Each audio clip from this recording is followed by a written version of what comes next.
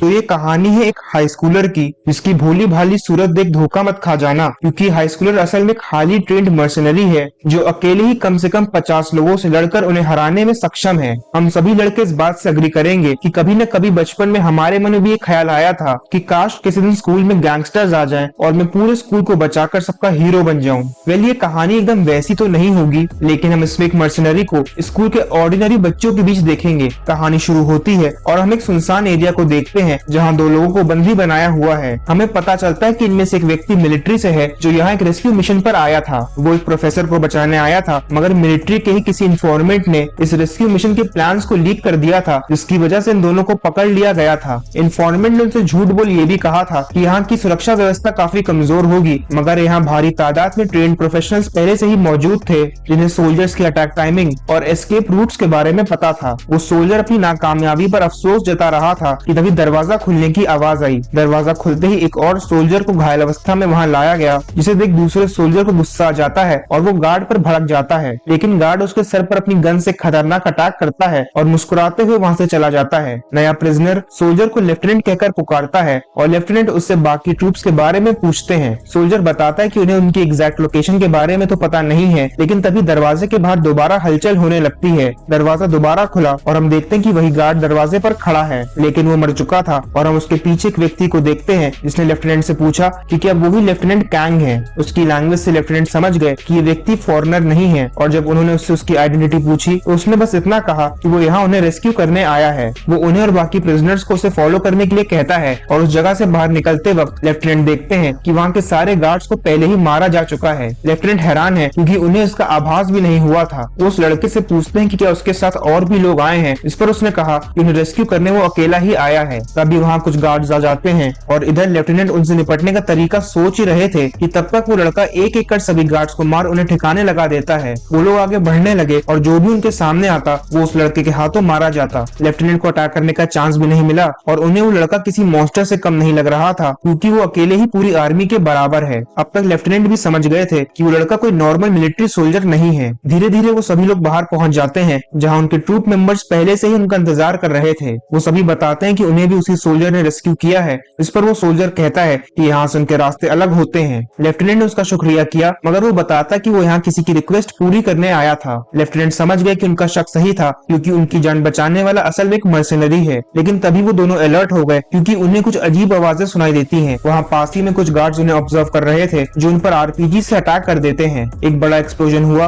और वो पूरा एरिया धुएं से भर जाता है। लेफ्टिनेंट और बाकी ट्रूप मेंबर्स सेफ हैं, मगर इस अटैक के शॉक से वो अभी तक रिकवर नहीं कर पाए हैं। तभी लेफ्टिनेंट को गन शॉट्स की आवाज आई और वो देखते कि उन गार्ड्स पर किसी ने अटैक कर दिया है। ये जवाबी फायरिंग उसी मर्सनरी ने की है, लेकिन लेफ्टिनेंट हैरान है क्योंकि उस मर्सनरी ने ना ही केवल इस एक्सप्लोजन के शॉक से सबसे पहले रिकवर किया था, बल्कि होश आते ही फायरिंग भी स्टार्ट कर दी थी। लेकिन एक और चीज लेफ्टिनेंट को ज्यादा चौंका देती है। उस मर्सनरी का फेस रिवील हो चुका है और हम देखते हैं कि मर्सनरी असल में एक टीनेजर है। 6 महीने बाद एक स्कूल में हम एक लड़की डायोन को देखते हैं जो यही सोच रही थी कि अब तक तो उसका बड़ा भाई अपनी क्लास में पहुंच चुका होगा। तभी उसकी क्लासमेट्स आपस में बात कर एक दूसरे को बताती हैं कि स्कूल में किसी बहुत हैंडसम स्टूडेंट का ट्रांसफर हुआ है जो उनका सीनियर है। डायोन समझ गई कि यहाँ उसके भाई की बात हो रही है और वो सोचती है कि उसने कभी भी एक्सपेक्ट नहीं किया था कि जिस भाई की प्लेन क्रैश में डेथ की खबर उसे मिली थी, वही भाई 10 साल बाद उसकी जिंदगी में वापस लौट आएगा। इस प्लेन क्रैश में डायोन के पेरेंट्स की डेथ हो चुकी थी और अब वो अपने ग्रैंडपा के साथ रहती है, जिन्होंने जब अपने पोते को जिंदा देखा तो खुशी के मारे वो अपने आंसू नहीं रोक पाए। तभी अचानक डायोन का ध्यान टूटा और हम देखते हैं उसकी क्लासमेट हीजिन उससे एरोगेंटली बात कर रही है।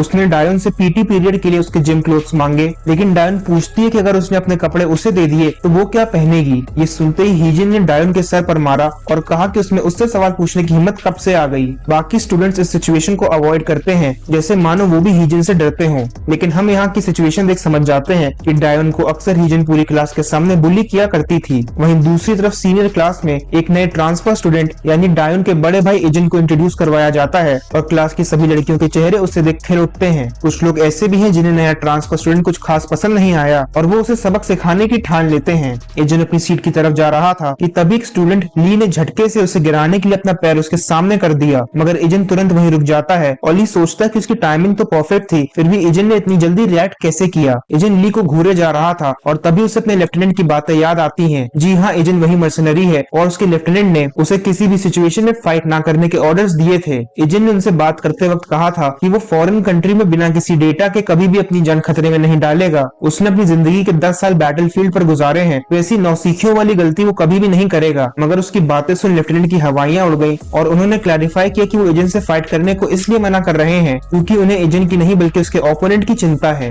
ये सब याद करते हुए एजेंट ली की इस हरकत को इग्नोर कर वहाँ से चला गया और बेवकूफ ली को ये लगा कि एजेंट उससे डर गया है। एजेंट अपनी सीट पर आता है जहाँ उसे उसका पहला दोस्त पार्क मिला जो खुद को इंट्रोड्यूस करता है और साथ ही उसे बताता है कि ली की वो हरकत उसने भी देखी थी। उसने उसे क्लास के बुलीज ली और ह्यूजन के बारे में बताया और साथ ही उनसे सावधान रहने की चेतावनी दी। क्लासेस शुरू हुई और एजेंट अपने एनवायरनमेंट को नोटिस करने लगा। कुछ स्टूडेंट्स ध्यान लगाकर पढ़ाई कर रहे हैं तो वहीं कुछ क्लास के बीच फोन यूज करने में व्यस्त हैं। वो बाहर स्टूडेंट्स को खेलते हुए देखता है और ये सब देख उसे अपनी बैटलफील्ड और ट्रेनिंग के दिन याद आ जाते हैं। जिस उम्र में बच्चे अपनी जिंदगी का मजा उठाते हैं उसी उम्र में उसने जंगलों में कड़ी ट्रेनिंग की है और खेलने कूदने की एज में उसे गन और राइफल्स चलाना सिखा दिया गया था। क्लासेस ओवर हुई और स्कूल से निकलते वक्त डायोन देखती है कि एजेंट उसका इंतजार कर रहा है। एजेंट अपनी बहन के साथ घर जाना चाहता है और ये देख डायोन को भी खुशी हुई, मगर रास्ते में वो दोनों ऑकवर्ड फील करने लगे। ऐसा इसलिए क्योंकि डायोन काफी सालों बाद अपने भाई से मिली है और इस सडन चेंज को एक्सेप्ट करना उसके लिए इतना आसान नहीं है। एजेंट बताता है कि वो भी थोड़ा बहुत ऑकवर्ड फील कर रहा है क्योंकि प्लेन क्रैश के टाइम पर वो केवल 9 साल का था। एक्सीडेंट की वजह से उसकी याददाश्त चली गई और इसीलिए उसे आज भी ज्यादा कुछ याद नहीं है। कुछ टाइम पहले ही उसकी मेमोरीज वापस आई हैं और तभी उसे याद आया कि उसकी एक छोटी बहन और ग्रैंडपा भी हैं। वो दोनों बात करते करते जा रहे थे कि तभी डायोन घबरा जाती है क्योंकि उसने वहाँ हीजन के ग्रुप को देखा और वो सोचने लगी कि कहीं वो लोग यहाँ भी उसे बुली करने ना आ जाएं। हीजन की फ्रेंड ने भी डायोन को देख लिया है और वो अपने ग्रुप को बताती है कि डायोन ही हीजन का नया टारगेट है। हीजन की फ्रेंड ने डायोन से पूछा कि क्या वो अपने बॉयफ्रेंड के साथ है, इस पर वो हड़बड़ाते हुए कहती है कि ईजन उसका भाई है। इसी के साथ वो ईजन से भी झूठ बोलते हुए उस लड़की को अपना फ्रेंड बताती है, मगर सिचुएशन बिगड़नी शुरू हो चुकी थी। उसकी क्लासमेट उसका मजाक उड़ाते हुए पूछती है कि क्या वो दोनों वाकई दोस्त हैं और ये सुन ईजन उनके ग्रुप को घूरने लगता है। उसका ऐसे घूरना बुली को पसंद नहीं आया और उसने ईजन से आंखें नीचे करने को कहा, मगर ईजन बिना पलक झपकाए एक टक उसे घूरे जा रहा था और जब उस बुली से बर्दाश्त नहीं हुआ तो वो ईजन से लड़ने आ जाता है। उसने पूछा कि क्या वो अपनी बहन के सामने कूल बनने की कोशिश कर रहा है, लेकिन ईजन उसे देख उसकी बॉडी एनालाइज करने लग जाता है। कोई वेपन न होने के बावजूद भी वो लड़का उसे डिफेंसलेसली अप्रोच कर रहा था। ईजन उसे बड़े आराम से मजा चखा सकता है, लेकिन उसे लेफ्टिनेंट की बातें याद है तो वो उसे इग्नोर करने की सोचता है। लेकिन उस बुली को ईजन का बिहेवियर पसंद नहीं आया और उसने उसका कॉलर पकड़ लिया। वो उसे मारने ही वाला था कि तभी डायोन उससे माफी मांगने लगती है। वो कहती है कि उसका भाई अब्रॉड से आया है, इसे यहाँ के कल्चर के बारे में ज्यादा जानकारी नहीं है। उसे माफी मांगते देख बुलीज उसका मजाक उड़ाने लगते हैं, मगर एजेंट रियलाइज करता है कि डायोन डर के मारे कांप रही है। एजेंट ने तुरंत उस बुली का हाथ हटाया और जरा से फ्लिक से ही उस बुली को तेज दर्द होने लगा। एजेंट डायोन के पास गया और अपने ब्लेजर से उसका मुंह ढकते हुए उसे वहीं इंतजार करने को कहता है। तभी उस बुली ने एजेंट पर पीछे से अटैक करने की कोशिश की, लेकिन एजेंट पहले अटैक कर उसे दूर फेंक देता है। एजेंट ने स्कूल के पहले दिन ही लेफ्टिनेंट से किया हुआ प्रॉमिस तोड़ दिया और उस बुली की ये हालत देख उसके दोस्त सहम जाते हैं। इससे पहले कि दूसरा बुली कुछ कर पाता, एजेंट एक झटके में उसके पास पहुंच उसे पंच करता है, इससे वो भी बेहोश हो जाता है। एजेंट की फ्रेंड एजेंट का डेडली लुक देख इतना ज्यादा डर गई कि उसके पसीने छूटने लगे। डायोन ने भी ब्लेजर हटाया और अपने सामने का दृश्य देख वो सोचने लगी कि आखिर कुछ ही पलों में यहाँ हुआ क्या। एजेंट उस लड़की को छोड़ डायोन के पास जाता है और कहता है कि उन्हें अब घर चलना चाहिए। एजेंट का मुस्कुराता चेहरा देख उस लड़की को यकीन नहीं हुआ कि ये वही लड़का है जिसका चेहरा देख थोड़ी देर पहले उसके पसीने छूट रहे थे। घर जाते वक्त डायोन एजेंट से कहती है कि इस कंट्री में किसी को घूरना उसका अपमान करने जैसा है। इस पर एजेंट ने कहा कि उसे ये पहले से ही पता था। डायोन पूछती है कि पता होने पर भी उसने उन बुलीज के साथ ऐसा क्यों किया। इस पर एजेंट बताता है कि उनके सामने उसे अनकंफर्टेबल और डरा हुआ देख उससे रहा नहीं गया। आज पहली बार डायोन को सेफ महसूस होता है और ये देख वो बेहद खुश है कि कोई उसकी परवाह भी करता है। घर पहुंचने पर एजेंट घर के कामों में हाथ बटाता है और ग्रैंडपा उसे स्कूल के पहले दिन के बारे में पूछते हैं। इस पर वो उन्हें फाइट के बारे में कुछ भी नहीं बताता और कहता है कि उसका दिन बहुत अच्छा गुजरा। रात में एजेंट ग्रैंडपा के साथ बिताए पलों को याद कर खुश है और सोचता है कि अब फाइनली उसके पास भी एक फैमिली है। तभी हम एक प्लेन क्रैश का सीन देखते हैं जहाँ पैसेंजर्स पैनिक कर रहे हैं और उनकी सेफ्टी के लिए एयर मास्क ड्रॉप कर दिए गए हैं। एक घबराए हुए बच्चे को भी मास्क पहनाया गया, लेकिन उस प्लेन में आग लग चुकी है और वो क्रैश होने वाला है। तभी एजेंट चौंकते हुए उठ गया, मतलब वो प्लेन क्रैश का सपना देख रहा था। वो रूम से बाहर आया जहाँ डायोन उसे बताती है कि उसे आज स्कूल के लिए जल्दी जाना है और इसीलिए वो उससे पहले निकल जाती है। वहीं स्कूल में हीजन की फ्रेंड ने हीजन को डायोन के बारे में सब कुछ बता दिया है। जब हीजन कल अपने दोस्तों से मिलने पहुंची तो उसे इस पूरे इंसिडेंट की जानकारी मिली थी, मगर उसकी फ्रेंड अभी तक डरी हुई थी। लेकिन वो सोचती है कि हीजन के रहते उसे डरने की कोई जरूरत नहीं है क्योंकि उसका बड़ा भाई थर्ड ईयर के अल्फा ग्रुप में है। अल्फा ग्रुप एक ऐसा ग्रुप है जिससे पूरा स्कूल डरता है और उनके मेंबर से पंगा लेना अपनी स्कूल लाइफ की धज्जियां उड़ाने जैसा है। आगे हम देखते हैं कि हीजन डायोन को दोबारा हिट करती है और उसे उसके साथ चलने को कहती है। डायोन ने पूछा कि कहाँ जाना है, इस पर हीजन कहती है कि क्या बड़े भाई के स्कूल में आने की वजह से वो अपनी औकात भूल गई है। उसने उसे चुपचाप फॉलो करने को कहा। इसके बाद वो उसे सुनसान जगह पर लाकर बुली करने लगती है। हीजन ने उससे कल के इंसिडेंट के बारे में पूछा और कहा कि उसे क्या लगा उसका बड़ा भाई उसके दोस्तों को मारकर इतनी आसानी से बच जाएगा। वो धमकाती है कि उसके साथ उसके भाई की स्कूल लाइफ भी नरक बना देगी, क्योंकि जिन लोगों को हीजन ने कल मारा था वो हीजन के भाई के दोस्त हैं और अब तक उनकी गैंग उसके क्लास में पहुंच चुकी होगी। डायोन गुस्से में चिल्लाती है कि इसमें उसके भाई का कोई कसूर नहीं है, लेकिन हीजन उसे थप्पड़ मारकर चुप करा देती है। डायोन को लगा कि उसकी वजह से उसके भाई की स्कूल लाइफ भी खराब हो जाएगी और इसीलिए वो तुरंत उसे बचाने के लिए उसके क्लास की तरफ भागने लगती है। वहीं हीजन की क्लास में ली और ह्यूजन पार्क को बुली कर रहे हैं। वो उस पर इरेजर से निशाना लगाते हुए अपने हेडशॉट स्किल्स की प्रैक्टिस कर रहे हैं। ली एक और बार इरेजर फेंकता है, मगर इस बार उसकी इरेजर हीजन के बैग से टकरा कर गिर जाती है। ली और ह्यूजन को हीजन का इंटरफेरेंस पसंद नहीं आया और उन्होंने स्कूल के बाद उसे सबक सिखाने की ठान ली। पार्क हीजन से पूछता है कि क्या वो स्कूल के बाद फ्री है, क्योंकि वो उसे शहर घुमाना चाहता है, लेकिन हीजन डिनाई करते हुए बताता है कि उसे अपनी बहन के साथ घर जाना है। पार्क ने उसकी बहन का नाम पूछा और डायोन नाम सुनते ही उसके चेहरे पर मायूसी छा जाती है। वो हीजन को बताता है कि उसकी बहन इस समय दर्दनाक स्कूल लाइफ जी रही है। छोटे क्लासेस में डायोन अपनी क्यूटनेस की वजह से काफी पॉपुलर थी, जिससे कई मेल स्टूडेंट्स उसकी तरफ अट्रैक्ट होने लगे थे और इन्हीं लड़कों में से एक हीजन का क्रश था। और उस इंसिडेंट के बाद से ही हीजन ने डायोन को बुली करना शुरू किया था। इस बुलिंग का कोई भी विरोध नहीं कर पाया, क्योंकि हीजन का भाई किम सीनियर्स में सबसे टॉप पर है और कोई भी उसका सामना करने में सक्षम नहीं है। धीरे धीरे ये बुलिंग ब्रूटल होती चली गई और अब तो स्टूडेंट्स को भी हैरानी होती है कि आखिर इतनी बुलिंग होने के बाद भी डायोन ये स्कूल अटेंड क्यों कर रही है। हीजन को याद है कि घर पर जब भी स्कूल लाइफ की बात होती है तो ग्रैंडपा बड़े गर्व से डायोन की तारीफ करते हैं। उन्हें डायोन से कोई शिकायत नहीं है, क्योंकि उसके ग्रेड्स अच्छे हैं और सारे टीचर्स उससे खुश हैं। लेकिन डायोन अपनी मुस्कान के पीछे एक बड़ा दर्द छुपाए बैठी थी, क्योंकि वो ये नहीं चाहती है कि उसकी वजह से उसके ग्रैंडपा को कोई परेशानी हो। तभी कोई लात मार क्लास का दरवाजा खोलता है और हम देखते हैं कि किम अपनी गैंग के साथ हीजन से कल के इंसिडेंट का हिसाब लेने आ चुका है। किम ने हीजन को बुलाया और वो भी तुरंत उसके सामने जा खड़ा हुआ। डायोन भी भागते हुए वहां आ जाती है और उसकी ऐसी हालत और घाव देख हीजन को गुस्सा आ जाता है। डायोन के पीछे पीछे हीजन भी अपनी फ्रेंड के साथ हीजन को पिटते हुए देखने पहुंच गई, लेकिन किम को अपनी गैंग के साथ वहां देख डायोन से रहा नहीं गया और वो रोने लगी, क्योंकि उसे लगा कि उसकी गलतियों की सजा उसके भाई को मिलने वाली है। उसे रोते देख हीजन कहता है कि उसे माफी मांगने की कोई जरूरत नहीं है, क्योंकि गलती असल में बुलीज की है। इसके बाद हीजन ने एक एक कर बुलीज को मारना शुरू किया और कोई भी बुली उसके अटैक्स का जवाब नहीं दे पा रहा था। कुछ ही सेकंड्स में गैंग के सभी मेंबर्स बेहोश हो गए और किम समझ नहीं पाया कि आखिर ऐसा कैसे मुमकिन है। साथ ही में क्लास के बाकी लोग डायोन और हीजन भी शॉक्ड है, क्योंकि उन्होंने आज से पहले कभी भी ऐसी फाइट नहीं देखी थी।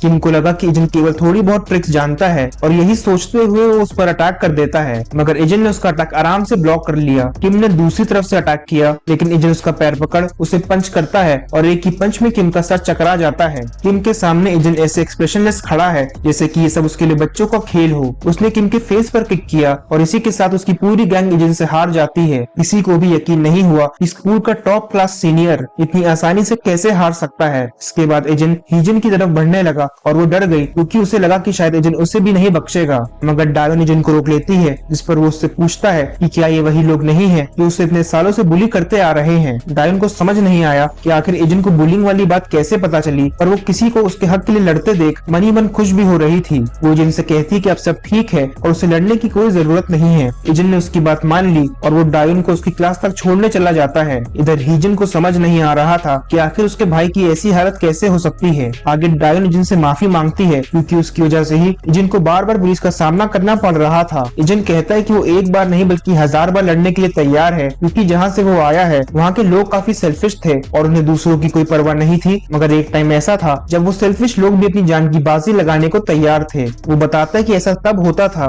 जब उनकी फैमिलीज पर बात आ जाती थी। डायोन पूछती है कि हीजन ने तो कहा था कि उसे उसके और ग्रैंडपा के बारे में ज्यादा कुछ याद नहीं है, लेकिन फिर भी वो उसके लिए फाइट क्यों कर रहा है। हीजन कहता है कि भले ही याददाश्त जाने की वजह से उसे सब कुछ याद ना हो, पर एक चीज कंफर्म है कि वो सब एक फैमिली है। ये सुन डायोन खुशी से झूम उठी और उसे उसकी क्लास में छोड़ हीजन भी वापस अपनी क्लास में आ जाता है, जहाँ का माहौल काफी बदल चुका था। ली और ह्यूजन जो पहले हीजन को सबक सिखाना चाहते थे, अब उसके फैन बन चुके हैं और उसे दोस्ती करना चाहते हैं। इधर किम और उसका ग्रुप अपनी हार से निराश है, लेकिन किम समझ चुका है कि हीजन बाकी स्टूडेंट से अलग है। उसका ऑरा और फाइट करने का तरीका एक हाई स्कूलर जैसा नहीं है। लेकिन हीजन कहती कि इस बार वो बस लकी था, अगर उनका ग्रुप दोबारा अटैक करेगा तो वो जरूर उसे डिफीट कर देंगे। किम उसे हड़काता है, क्योंकि वो जो सच्चाई से कोसों दूर है, केवल अपने फायदे के लिए उनकी गैंग को दोबारा पिट मिटवाना चाहती है। हीजिन फ्रस्ट्रेट होकर वहाँ से बाहर आ जाती है क्योंकि उससे अपनी हार और डायोन की खुशी बर्दाश्त नहीं हो रही थी। वो क्लास में आकर डायोन को प्रोवोक करने की कोशिश करते हुए कहती है कि अगर अब से उसके साथ कुछ भी बुरा हुआ तो उसे बस अपने भाई के पास रोते हुए जाना है और उसकी सभी प्रॉब्लम सॉल्व हो जाएंगी।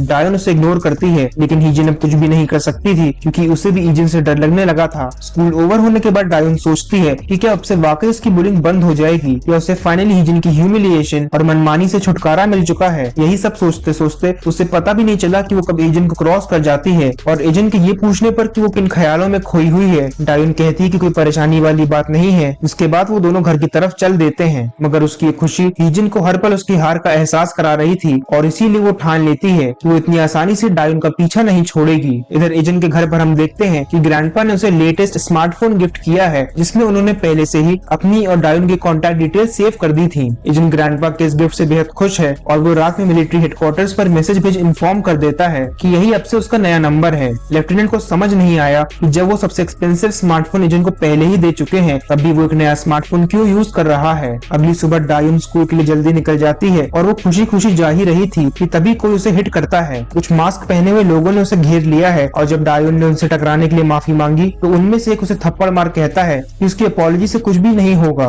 उनके साथ एक लड़की भी है जो कैरियोके जाना चाहती है और हम देखते हैं कि वो डायोन को पहले से जानती थी क्योंकि वो उसे भी उनके साथ चलने को कहती है। उसकी आवाज सुन डायोन डर गई क्योंकि वो समझ चुकी थी कि ये मास्क पहनी लड़की असल में हीजिन है। सभी लोग कैरियोके से वापस लौट रहे थे और ओनर जब साफ सफाई करने उनके रूम में पहुंचा तो दरवाजा खोलते ही वो डायोन को बुरी तरह घायल पाता है। मतलब ये लोग कैरियोके असल में डायोन को बुली करने आए थे क्योंकि गानों के शोर में कोई भी उसकी चीख पुकार नहीं सुन सकता था। ओनर पुलिस को इन्फॉर्म करना चाहता है मगर डायोन चुपचाप वहाँ से चली जाती है। उसे देख ऐसा लग रहा है जैसे मानो उसने अपने हालातों से समझौता कर लिया है और वो एक्सेप्ट कर चुकी है कि बुलिंग से बचना उसके लिए असंभव है। वो स्कूल नहीं गई और उसकी एब्सेंस से हीजिन को बहुत खुशी हो रही है क्योंकि वो अपना बदला ले चुकी थी। स्कूल के बाद हीजिन भी वेट करता ही रह गया और पूरा स्कूल खाली होने के बाद भी डायोन बाहर नहीं आई। हीजिन उसे कॉल करता है और हम देखते हैं कि डायोन अपने रूम में रो रही है और वो हीजिन का कॉल अवॉइड कर रही थी। जब हीजिन घर पहुंचा तो वो देखता है कि डायोन वापस आ चुकी है। उसने डायोन के दरवाजे पर नॉक कर फोन न उठाने का रीजन पूछा जिस पर वो कहती है कि उसकी तबीयत खराब है और इसीलिए वो सो गई थी। वो दरवाजा खोलने से भी मना करती है लेकिन हीजिन समझ गया कि कुछ गड़बड़ है क्योंकि डायोन की आवाज कांप रही थी।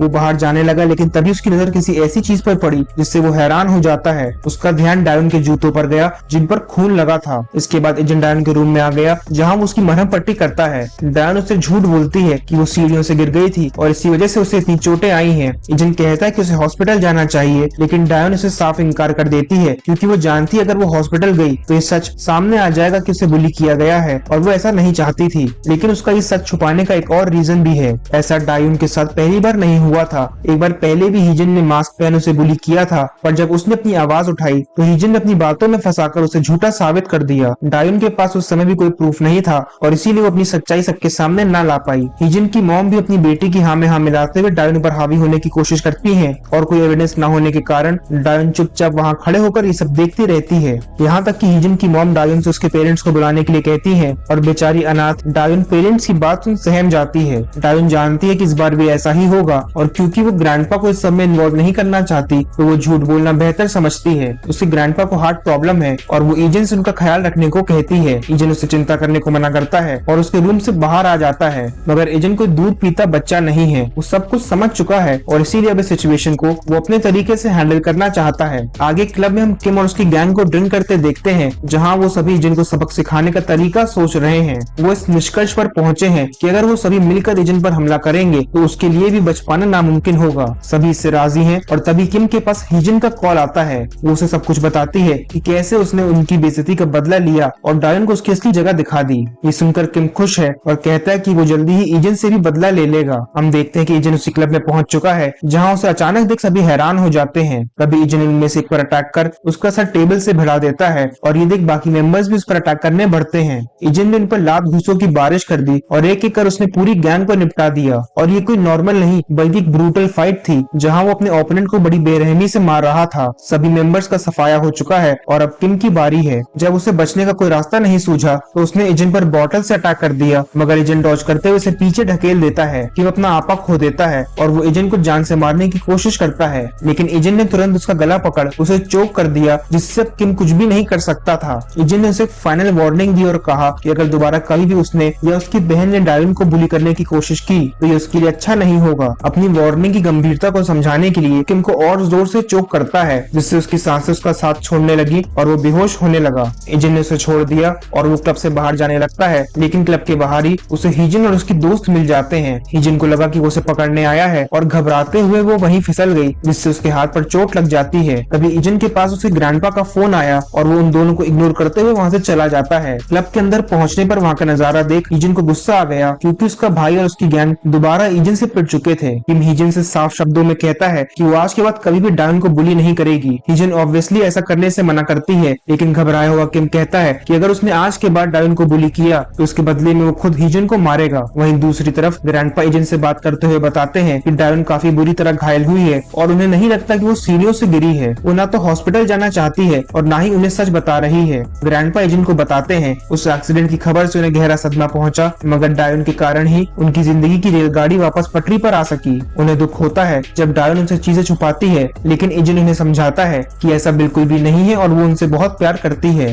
वो ग्रैंडपा से डायन की चिंता करने को मना करता है और कहता है कि वो अब से उसका ध्यान रखेगा। अगले दिन किम को हॉस्पिटल में एडमिट किया जा चुका है और उसके पेरेंट्स को भी उसकी हालत की जानकारी मिल चुकी थी। उसके डैड कहते हैं कि ये तो एक ना एक दिन होना ही था, मगर उसकी मॉम उसकी साइड लेते हुए उसे इनोसेंट बताती हैं। वो कहती है कि जिसने भी ये किया है उसे इसकी सजा जरूर मिलेगी। इसके बाद वो दोनों वहाँ से चले जाते हैं। हीजिन ने ही अपने पेरेंट्स को इन सभी इवेंट्स के बारे में इन्फॉर्म किया है और साथ ही में अपने टूटे हुए हाथ का कारण भी हीजिन को बताया था। वो गिरी तो अपनी गलती से थी, लेकिन उसने इसका ब्लेम भी हीजिन पर डाल दिया था। वो असल में अपने पेरेंट्स की पावर्स का यूज कर हीजिन और उसकी फैमिली को सबक सिखाना चाहती है। उसके डैड एक पॉलिटिकल लीडर है और इसी वजह से वो और किम अक्सर मनमानी किया करते थे। हीजिन की मॉम ने किसी चीफ को कांटेक्ट कर ये सिचुएशन हैंडल करने को कहा है और ये चीफ कोई नॉर्मल आदमी नहीं है। चीफ अंडरवर्ल्ड का डॉन है जो पिछले कई सालों से हीजिन के डैड की इलीगल कामों में उनकी सहायता करता आया है, ताकि उनकी पॉलिटिकल इमेज को कोई नुकसान ना पहुंचे। इधर हीजिन को भी आभास हो चुका है कि ये सब इतनी आसानी से खत्म नहीं होगा। उसका शक सही निकला और चीफ के आदमी उसके बारे में पूछताछ करते हुए उसके घर में आ जाते हैं, लेकिन हीजिन नॉर्मली रिएक्ट कर उन्हें अपनी जान पहचान का बताता है और इसके बाद वो उनके साथ उनके वेयर हाउस पर आ जाता है, जहाँ चीफ पहले से ही उसका इंतजार कर रहा था। चीफ अपने आदमियों से ये सब जल्दी खत्म करने को कहता है। इसके बाद उसके आदमी बेसबॉल बैट निकाल लेते हैं। उनमें से एक ने गलती से रिवील कर दिया कि उसे उन बच्चों से दुश्मनी नहीं मोल लेनी चाहिए थी और हीजिन समझ गया कि इन लोगों को किम फैमिली ने भेजा है। चीफ देखता कि हीजिन अभी तक एकदम काम है, जो कि बड़ा अनएक्सपेक्टेड था, क्योंकि अगर उसकी जगह कोई और होता तो कब का डर के मारे बेहोश हो चुका होता। तभी हीजिन उनमें से एक का हाथ पकड़ उस पर अटैक कर देता है और जब दूसरे ने उस पर बेसबॉल बैट से अटैक किया तो उसने डॉज न करते हुए उसके बैट को हाथ में फंसा लिया और चीफ के आदमी पर लगातार कई अटैक्स कर दिए। हीजिन का फाइटिंग स्टाइल देख चीफ समझ गया कि वो कोई ट्रेंड प्रोफेशनल है। हीजिन ने चीफ के आदमियों को डिफीट कर दिया है और अब चीफ मैदान में उतरता है। हीजिन को लगा कि चीफ एक इजी टारगेट होगा, लेकिन ऐसा बिल्कुल भी नहीं था। चीफ अचानक से उस पर मल्टीपल अटैक्स कर देता है, लेकिन हीजिन उसके अटैक्स को डॉज करते हुए उसे नीचे से पंच करने की कोशिश करता है, मगर चीफ के इंस्टिंक्ट्स भी फास्ट हैं। वो हीजिन का पैटर्न समझ गया और उसने उसे पीछे ढकेल दिया, लेकिन चीफ ने केवल उसे पुश नहीं किया था, बल्कि वो उस पर अटैक करने में भी सफल हो गया था। चीफ उससे उसकी रियल आइडेंटिटी पूछता है, जिस पर हीजिन ने कहा कि वो बस एक हाई स्कूलर है। चीफ जानता है कि वो झूठ बोल रहा है, क्योंकि ऐसे फाइट करना हाई स्कूलर तो क्या बड़े बड़े गैंग लीडर्स के लिए भी इम्पॉसिबल है। इसके बाद हीजिन अपना बैटल स्टैंस ले लेता है, जिसकी जरूरत उसे आज से पहले कभी भी नहीं पड़ी थी। मतलब चीफ एक स्ट्रॉन्ग ओपोनेंट है। फाइट का दूसरा राउंड शुरू हुआ और दोनों में इंटेंस बैटल होने लगी। दोनों एक दूसरे को बराबर की टक्कर दे रहे थे और जैसे ही चीफ ने एक फाइनल पंच करने की कोशिश की, हीजिन ने उसका अटैक ब्लॉक कर लिया। उसने लगातार कई अटैक्स कर चीफ को धूल चटा दी और वो भी हीजिन के सामने धराशाही हो जाता है। चीफ ये तो समझ नहीं पाया कि आखिर हीजिन कौन है, लेकिन एक चीज उसे क्लियर हो चुकी थी, वो ये कि किम फैमिली ने गलत आदमी से पंगा ले लिया है। वहीं हीजिन के डैड अपने ऑफिस में बाकी सबके साथ चीफ की कॉल का इंतजार कर रहे थे। तभी एक कॉल आया और चीफ माफी मांगते हुए कहता है कि वो उनका काम पूरा ना कर सका और उस लड़के ने उसे हरा दिया। डैडी किम को उसकी बात का भरोसा नहीं हुआ, क्योंकि चीफ अंडरवर्ल्ड का डॉन है और उसका किसी हाई स्कूलर से हार जाना एक नॉर्मल बात नहीं है। चीफ कॉल पर उन्हें वार्न करता है और तभी उनके ऑफिस के बाहर से कुछ आवाजें आने लगती हैं। ऑफिस का दरवाजा और उन सभी लोगों का मुंह एक साथ खुल गया, क्योंकि हीजिन वहां आ चुका था। वो डैडी किम की टाइट सिक्योरिटी को तोड़ते हुए सीधे उनसे ही बात करने आ गया है। हीजिन को वहां देख सभी चौंक जाते हैं और डैडी किम पूछता है कि वो अंदर कैसे आया। हीजिन उनका मजाक उड़ाते हुए कहता है कि उसे लगा था कि यहाँ काफी टाइट सिक्योरिटी होगी, मगर शायद उसने कुछ ज्यादा ही एक्सपेक्ट कर लिया था। डैडी किम को भी खतरे का आभास हो गया, क्योंकि ये ऑफिस उनका सीक्रेट हाइडआउट है, जिसके बारे में ज्यादा लोगों को पता नहीं था। हीजिन की मॉम हीजिन को तुरंत सबक सिखाना चाहती है और इसीलिए वो अपने लॉयर को कॉल करती है। वो कहती है कि शायद हीजिन नहीं जानता कि उसने किससे पंगा लिया है, इस पर हीजिन बताता कि वो लोगों से भली भांति परिचित है। डैडी किम 2 बार पहले इलेक्शन जीत चुके हैं और अब तीसरी बार इलेक्शन लड़ने जा रहे हैं। हीजिन ये सोचकर खुश है कि एक बार लॉयर ने केस कर दिया उसके बाद इजन कुछ भी नहीं कर पाएगा और उसकी लाइफ बर्बाद हो जाएगी। इजन की मॉम ने लॉयर को कॉल किया, लेकिन तभी इजन उन्हें कुछ वीडियो रिकॉर्डिंग्स दिखाने लगता है।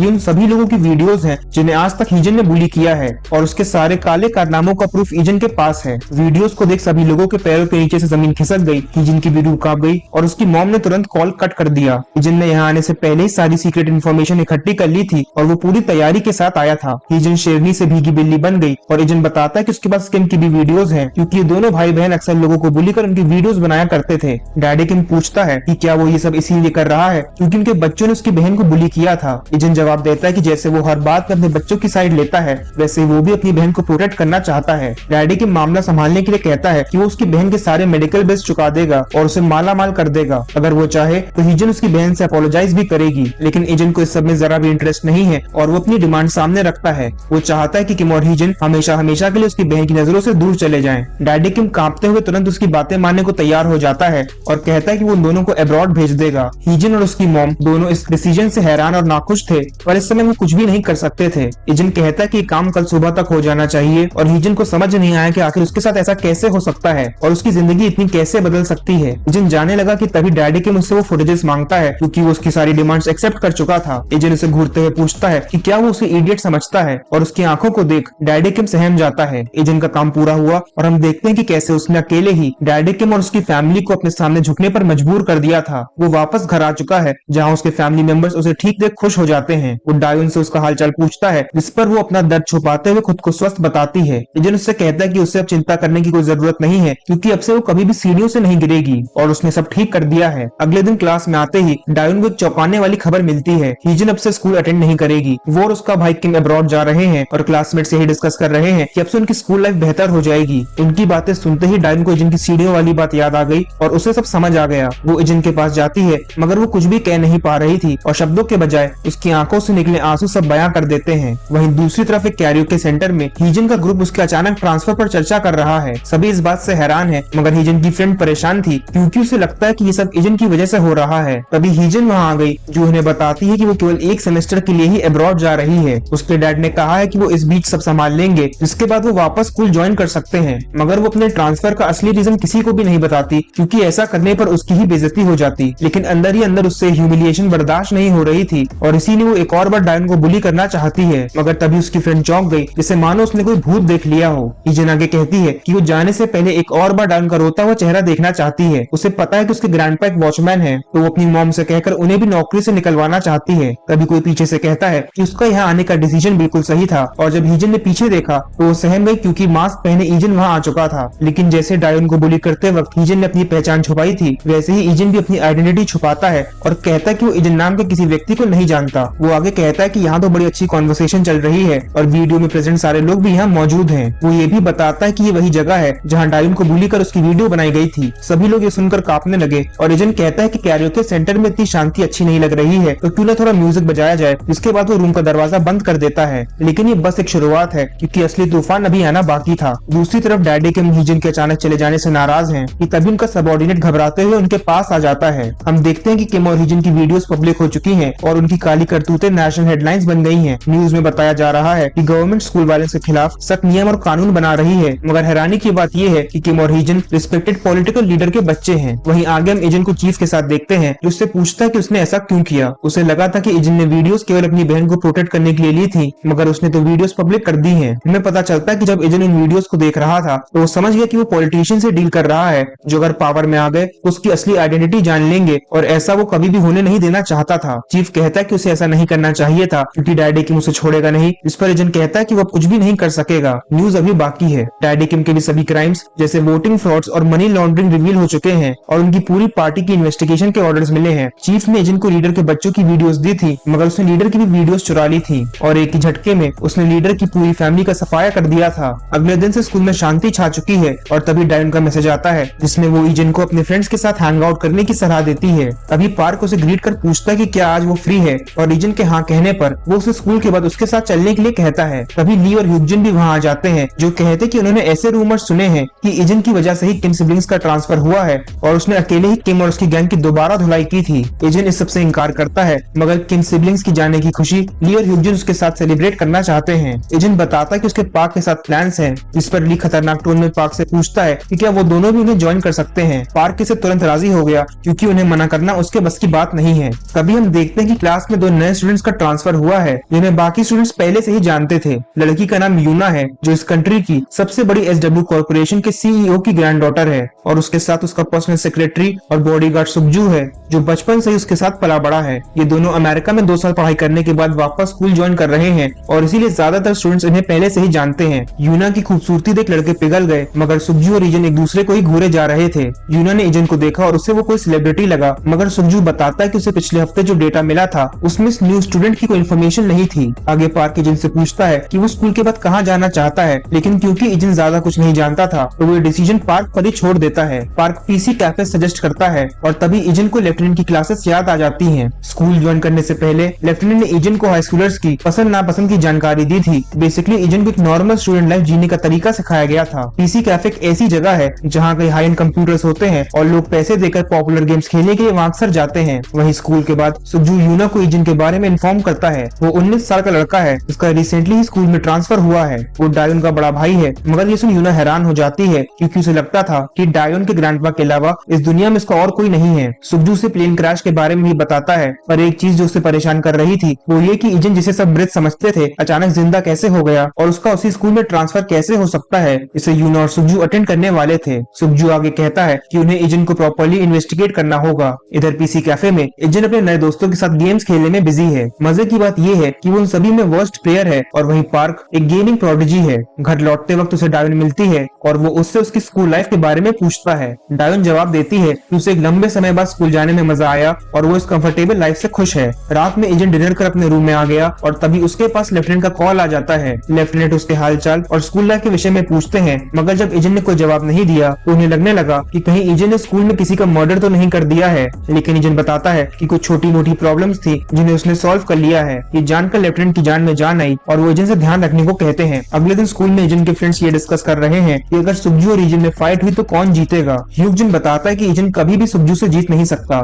सुकजू को बचपन से ही प्रोफेशनल ट्रेनिंग मिली है और वो उनकी लीग से बाहर है। एक बार सुकजू ने अकेले ही 30 लोगों से फाइट कर उन्हें हराया था और खास बात यह है कि इस फाइट में उसे खरोंच भी नहीं आई थी। रिसेंटली ही अमेरिका में यूना को कुछ लोगों ने किडनैप कर लिया था और सुकजू ने ही उसकी जान बचाई थी। यहाँ दूसरी तरफ सुकजू और इजन आमने सामने एक दूसरे का रास्ता रोके खड़े हैं। सुकजू इजन से उसकी रियल आइडेंटिटी पूछता है इस पर इजन ने कहा कि वो उसका क्वेश्चन समझ नहीं पाया। सुकजू सीधे मुद्दे की बात पूछता है कि इजन एक फेक आइडेंटिटी का यूज क्यों कर रहा है। उसे पता चला है इजन किन सिबलिंग्स के ट्रांसफर में इन्वॉल्व था लेकिन इजन इसे उसकी गलतफहमी बताता है। सुकजू अगर रिवील करता है कि इजन ने अपने जिस प्रीवियस स्कूल का नाम रजिस्टर करवाया है वो तो वहाँ कभी गया ही नहीं था और उसके सारे डॉक्यूमेंट्स भी फेक हैं। इजन तुरंत सुकजू से इन सभी बातों का एविडेंस मांगता है मगर सुकजू के पास केवल इन्फॉर्मेशन थी और उसे कोई फिजिकल एविडेंस नहीं मिला था। लेकिन वो इस बात से हैरान है कि आखिर ऐसी सिचुएशन में भी इजन इतना काम कैसे है और वो इतनी श्योरिटी से सुकजू की इन्फॉर्मेशन को गलत कैसे बता सकता है। इजन सुकजू से उसकी इन्वेस्टिगेशन का रीजन पूछता है जिस पर सुकजू ने कहा कि उसे उस पर शक है। ये सुन इजन रिवील करता है कि उसके वापस आने का एक यही ऑब्जेक्टिव है कि वो अपनी फैमिली के साथ रहना चाहता है। इधर यूना भी डायोन से उसके भाई के बारे में पूछताछ करने आ चुकी है। वो दोनों एक दूसरे को पहले से ही जानते हैं और डायोन बताती है कि उन्हें 6 महीने पहले ही इजन के बारे में पता चला था। ये न्यूज सुनकर ग्रैंडपा की आंखों से आंसू नहीं रुके लेकिन यूना पूछती है कि इजन ने इससे पहले कभी भी उन्हें कॉन्टेक्ट क्यों नहीं किया था। डायोन बताती है कि प्लेन क्रैश के बाद इजन की मेमोरीज चली गई थी और रिसेंटली ही उसकी याददाश्त वापस आई है। ये सुनकर यूना अलर्ट हो गई क्योंकि उसे ये सब बहुत वियर्ड लगा। वो डायोन से पूछ ही लेती है कि क्या वो श्योर है इजन ही उसका असली भाई है, क्या उन्होंने ये कंफर्म किया है। डायोन कहती है कि DNA टेस्ट हुआ था और ये सुनकर यूना को भी उसकी बातों पर यकीन होने लगता है। वहीं क्लास में इजन चिंतित है क्योंकि एक ही दिन में सुकजू ने उसके बारे में काफी कुछ इन्वेस्टिगेट कर लिया था। दूसरी तरफ सुकजू यूना से कहता है कि जब फेक डॉक्यूमेंट्स क्रिएट किए जा सकते हैं तो DNA रिपोर्ट्स भी फेक हो सकती हैं। सुकजू को डायोन की बुलिंग के बारे में भी पता चला और वो बताता है कि वो पिछले 2 सालों से सीवियर बुलिंग की शिकार थी और इजन ने स्कूल में आते ही इनकी गैंग का सफाया कर दिया था। अब यूना को एक फेरी टेल लगने लगी है। एक बड़ा भाई जिसे सब मृत समझते थे अचानक से एक दिन वापस लौट आता है और अपनी बहन को पुलिस से बचा लेता है। वो जेलस फील कर रही थी क्योंकि उसके भाई और बहन हमेशा उसे बस नीचा दिखाने का मौका तलाशते रहते हैं। मगर इस कहानी में अभी भी कई अनसुलझी पहेलियां हैं।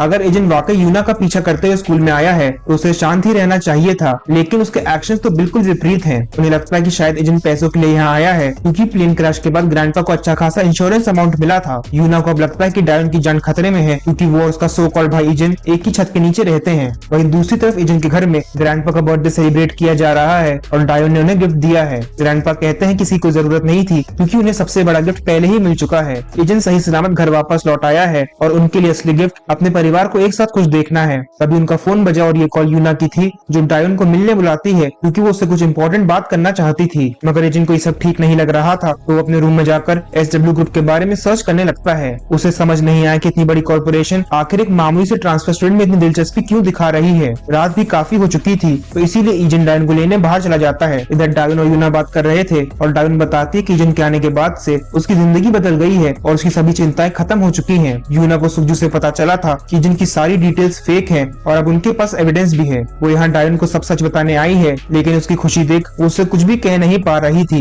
एजेंट भी वहाँ पहुँच चुका है, जो दूर से ही उन्हें ऑब्जर्व कर रहा था। वो उनकी तरफ बढ़ने लगा कि तभी सुखजू वहाँ आ जाता है और एजेंट से वेट करने के लिए कहता है। उसे लगता है कि एजेंट यहाँ इसीलिए आया है क्योंकि उसे डर है कि कहीं यूना उसका सच डायोन को ना बता दे। वो दोनों वहीं रुके थे कि तभी एक ब्लैक कार बड़ी तेज रफ्तार में उन्हें टक्कर मारती है, जिससे वो दोनों बुरी तरह घायल हो जाते हैं। एजेंट ने देखा कि उस गाड़ी से कुछ लोग निकले जिन्होंने डायोन और यूना को किडनैप कर लिया। वो उनकी तरफ भागा, मगर तब तक वो लोग फरार हो चुके थे। एजेंट और सुखजू ने तुरंत एक दूसरे का कॉलर पकड़ लिया और सेम क्वेश्चन पूछा कि वो लोग कौन थे। दोनों को एक दूसरे पर शक होने लगा, मगर वो जल्दी ही समझ जाते हैं कि वो दोनों ही सिचुएशन के विक्टिम हैं। सुखजू ने यूना की किडनैपिंग की इन्फॉर्मेशन एस्कॉर्ट फोर्सेस को दी, लेकिन तभी एजेंट वहाँ से जाने लगा। सुखजू उससे कहता है कि उसे SW के एजेंट्स के आने तक वहीं रुकना चाहिए क्योंकि वो उसे जाने नहीं दे सकता। एजेंट कहता है कि SW की टीम यूना को आराम से ढूंढ सकती है, लेकिन वो अपनी बहन को ढूंढने जा रहा है और सुखजू चाहे तो उसे फॉलो कर सकता है। वहीं दूसरी तरफ हम यूना की कजन को देखते हैं, जिसे उसका सेक्रेटरी यूना की किडनैपिंग के बारे में इन्फॉर्म करता है, मगर दुखी होने के बजाय वो ये न्यूज सुनकर खुश नजर आ रही थी। वो जानती है कि शायद उनकी राइवल कंपनीज ने ही ऐसा किया है क्योंकि उसके ग्रैंडफादर ने उनकी शर्तें मानने से इनकार कर दिया था। वो चाहती है कि उसके ग्रैंडफादर अपनी जिद ना छोड़े, क्योंकि अगर ऐसा हुआ तो यूना मारी जाएगी। इधर एजेंट को किडनैपर्स के बारे में कुछ भी नहीं पता था, तो वो इन्फॉर्मेशन लेने किसी खास व्यक्ति के पास आ जाता है। वो असल में चीफ के पास आ चुका है क्योंकि उसने पास्ट में भी उसकी हेल्प की थी। सुखजू हैरान है क्योंकि चीफ का नाम डोसेक है, जिसका अंडरवर्ल्ड में काफी सम्मान किया जाता है। चीफ एजेंट से वहाँ आने का रीजन पूछता है, जिस पर उसने कहा कि SW ग्रुप के CEO की ग्रैंड डॉटर किडनैप हो चुकी है और वो किडनैपर्स के बारे में जानना चाहता है। चीफ उसे कुछ भी नहीं बताना चाहता, लेकिन एजेंट रिवील करता है कि उसकी बहन को भी साथ ही में किडनैप कर लिया गया है। ये सुनकर चीफ भी चौंक गया और उसने बताया कि थोड़े टाइम पहले कुछ फॉरेनर्स ने उसके आदमियों से वेयरहाउस और कार्स रेंट पर मांगी थी और साथ ही में उन्हें काफी सारा पैसा भी ऑफर किया था, लेकिन चीफ ने उनका ये ऑफर रिफ्यूज कर दिया।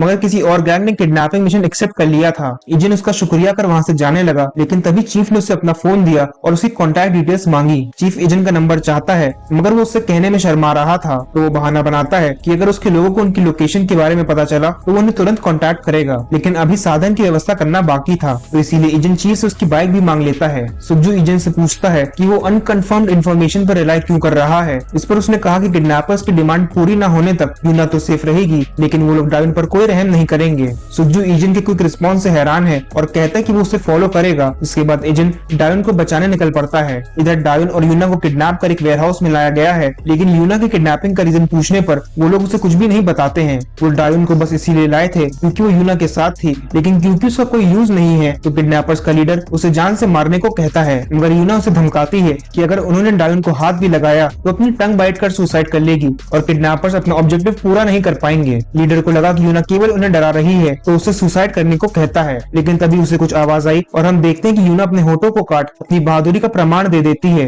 ये देख किडनैपर्स ने डायोन को छोड़ दिया और कहा कि वो बाद में उसे डील कर लेंगे, लेकिन यूना ने ऐसा इसलिए भी किया था क्योंकि उसे विश्वास है कि थोड़ी ही देर में सुखजू उसे ढूंढते हुए वहाँ आ जाएगा। यूना का विश्वास सच साबित हुआ क्योंकि एजेंट और सुखजू वेयरहाउस पहुंच चुके हैं। सुखजू को एजेंट की इन्फॉर्मेशन पर भरोसा हो गया है, लेकिन एजेंट तुरंत अंदर जाने लगता है। सुखजू ने उसे रीइंफोर्समेंट्स के आने तक इंतजार करने को कहा, मगर वो जानता है कि डायोन के पास इतना समय नहीं है और इसीलिए वो एक एक कर गार्ड्स को साइलेंटली बेहोश करने लगता है। सुखजू को उसके स्किल्स बिल्कुल भी नॉर्मल नहीं लगे, तो वो एजेंट से उसकी रियल आइडेंटिटी पूछता है और एजेंट जवाब में कहता है कि वो बस उसका क्लासमेट है। दूसरी तरफ SW ग्रुप के CEO को किडनैपर्स की डिमांड्स के बारे में पता चल चुका है। किडनैपर्स उनके किसी रिसेंट बिजनेस प्रोजेक्ट को कैंसिल करवाना चाहते हैं और ऐसा करने के लिए उन्हें बस 1 घंटे का समय दिया गया है। 1 घंटे बाद वो यूना को मार देंगे, मगर चिंता की बात ये है कि एस्कॉर्ट फोर्सेस को लोकेशन पर पहुंचने में कम से कम 50 मिनट लग जाएंगे। वहीं वेयरहाउस में एजेंट और सुखजू एक एक कर गार्ड्स की संख्या कम करते जा रहे हैं। सुखजू ने 5 गार्ड्स को रास्ते से हटाया है, तो वहीं एजेंट अब तक 9 गार्ड्स को ठिकाने लगा चुका है। एजेंट पूछता है कि सबके लिए कौन रिस्पॉन्सिबल है, लेकिन सुखजू ने बताया कि वो किडनैपर्स के बारे में कुछ भी नहीं जानता। उन पर अमेरिका में भी अटैक हुआ था, लेकिन उसे अंदाजा भी नहीं था कि उन पर दोबारा हमला हो जाएगा। एजेंट बताता है कि रियल किडनैपर्स यूना के साथ हैं, क्योंकि सभी गार्ड्स बेहद कमजोर हैं, जिन्हें केवल एस्कॉर्ट फोर्सेस को धोखा देने के लिए हायर किया गया है। सुखजू एजेंट के स्किल्स और इंटेलिजेंस को देख उससे कहता है कि ये सब ओवर होने के बाद वो उससे माफी जरूर मांगेगा, लेकिन अभी सबका टाइम नहीं था। एजेंट उसे स्प्लिट होकर छोड़कर दूसरी डायरेक्शन में जाने को कहता है क्योंकि अब तक किडनैपर्स को भी किसी के वेयर हाउस में आने की भनक हो चुकी थी। एजेंट भाग रहा था, तभी उसे बाकी गार्ड्स मिल जाते हैं जो उसे पहचान नहीं पाए क्योंकि उन्हें लगा था कि उनका सामना सुज्जू से होगा, लेकिन असल में एजेंट ने उनका ध्यान इसीलिए खींचा ताकि सुज्जू चुपचाप वेयर हाउस में एंटर कर सके। वो वेयर हाउस पहुंच चुका है जहाँ कोई भी किडनैपर प्रेजेंट नहीं था। वो यूना और डायन के मुंह पर से कपड़ा हटाकर बताता है कि एजेंट्स अभी नहीं आए हैं, और इससे पहले कि वो कुछ और बता पाता मेन किडनैपर्स वहाँ आ जाते हैं। किडनैपर ने सुज्जू की बातें सुन ली थी और उसने कहा कि सुज्जू ने यहाँ अकेले आकर बड़ी गलती कर दी है। जिसके बाद किडनैपर का साथी सुज्जू पर अटैक कर देता है। सुज्जू रियलाइज करता है कि एजेंट सही कह रहा था क्योंकि किडनैपर्स गार्ड से कई गुना ज्यादा स्ट्रॉन्ग है,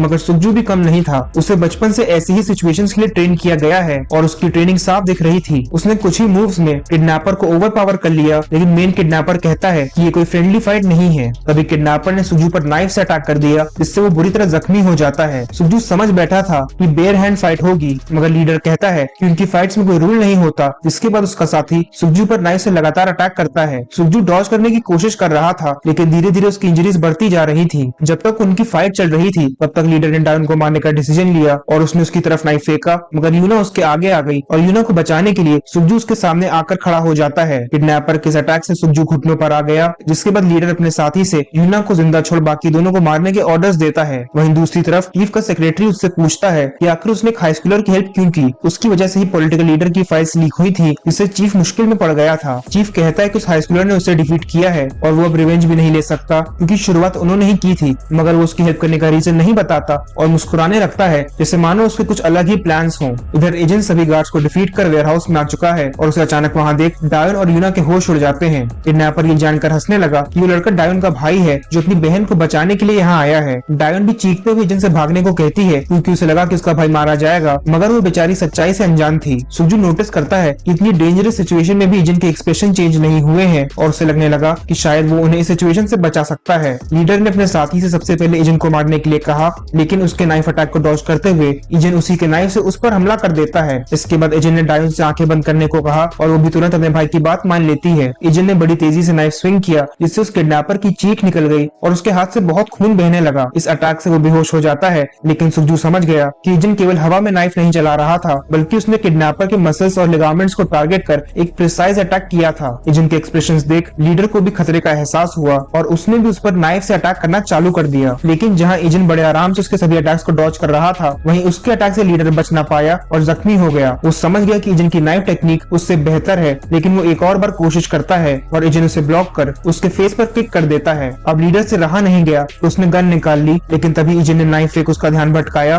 और तेजी से उसके पास जाकर एक पावरफुल अटैक कर दिया। उसके इस अटैक के सामने लीडर टिक ना सका और वहीं धराशायी हो जाता है। एजेंट के फाइटिंग स्किल्स देख यूना और सुज्जू भी सहम गए क्योंकि उसने अकेले ही हाई क्लास क्रिमिनल्स को धूल चटा दी थी। एजेंट डायन से आंखें खोलने को कहता है और अपने भाई की इंजरीज को देख वो रोने लगती है, मगर ये असल में खुशी के आंसू थे। डायन को लगा था कि वो दोबारा अपने भाई को खो देगी, लेकिन उसे अपने सामने ठीक देख उसकी आंखें भर आती हैं। अगली सुबह हम एजेंट को हॉस्पिटल में देखते हैं जहां उसका ट्रीटमेंट हो चुका है और वो मेंटल हेल्थ रूम के बाहर किसी का इंतजार कर रहा था। पिछली रात इंसिडेंट के बाद पुलिस और एस्कॉर्ट फोर्सेस वेयर हाउस पहुंच गई, जहां डायन की हालत देखते हुए यूना ने एजेंट को एक सुझाव दिया। डायन भले ही बाहर से स्वस्थ लग रही थी, मगर इस इंसिडेंट से उसे भी सदमा पहुंचा था और इसीलिए वो एजेंट से डायन की प्रॉपर थेरेपी और साइकोलॉजिकल काउंसलिंग कराने को कहती है। एजेंट डायन का ही इंतजार कर रहा था और कुछ ही देर में वो बाहर आ जाती है। उसने बताया कि चिंता की कोई बात नहीं है, मगर वो अपने भाई से कुछ पूछना चाहती है, लेकिन हिचकिचा रही थी। इंसिडेंट के बाद उसने सिक्योरिटी फोर्सेस को बात करते सुना था कि एजेंट ने अकेले ही ज्यादातर किडनैपर्स का सामना किया था और डायन यही जानना चाहती है कि आखिर एजेंट इतना अच्छा फाइट करना कैसे जानता है और उसने यहाँ आने से पहले कैसी लाइफ जी है, मगर हिचकिचाहट के कारण वो कुछ भी पूछ ना सकी। तभी यूना वहाँ आ जाती है और हमें पता चलता है कि डायन और एजेंट के ट्रीटमेंट का खर्चा उसने ही उठाया है। यूना उससे माफी मांगती है क्योंकि उसकी वजह से ही डायन को सबसे गुजरना पड़ा था। जहाँ वो दोनों बात कर रहे थे, वहीं एजेंट का ध्यान यूना के साथ खड़े बॉडीगार्ड पर था जो उसे एक टक घूरे जा रहा था। सुज्जू भी हॉस्पिटल में एडमिट है और क्योंकि डायन उसका भी शुक्रिया करना चाहती है तो वो सब उससे मिलने चले जाते हैं। डायन ने उसकी जान बचाने के लिए सुज्जू को थैंक्स कहा और सभी लोगों को एक साथ अचानक वहाँ देख सुज्जू चौंक जाता है, मगर एजेंट ने उससे कुछ भी नहीं कहा और वो केवल उसके रूम को इंस्पेक्ट कर रहा था। थोड़ी ही देर में वो दोनों वहाँ से चले जाते हैं और उनके जाने के बाद सीनियर बॉडीगार्ड सुज्जू से पूछता है कि क्या इसी लड़के ने यूना को बचाने में उसकी हेल्प की थी। सुज्जू कंफर्म करता है। इस पर बॉडीगार्ड ने कहा कि उसे विश्वास नहीं हो रहा है कि एक हाई स्कूलर ने अकेले ही इतने सारे लोगों का सामना किया था। यूना कहती कि वो भी हैरान थी, लेकिन उसने पूछा कि क्या ये वाकई कोई बड़ी बात है क्योंकि सुज्जू भी ऐसे फाइट कर सकता है। बॉडीगार्ड ने रिवील किया कि उतना सिंपल नहीं जितना दिखता है। कई लोगों को केवल मारना तो आसान है, मगर एजेंट ने 10 लोगों को चुप्पे से बेहोश किया था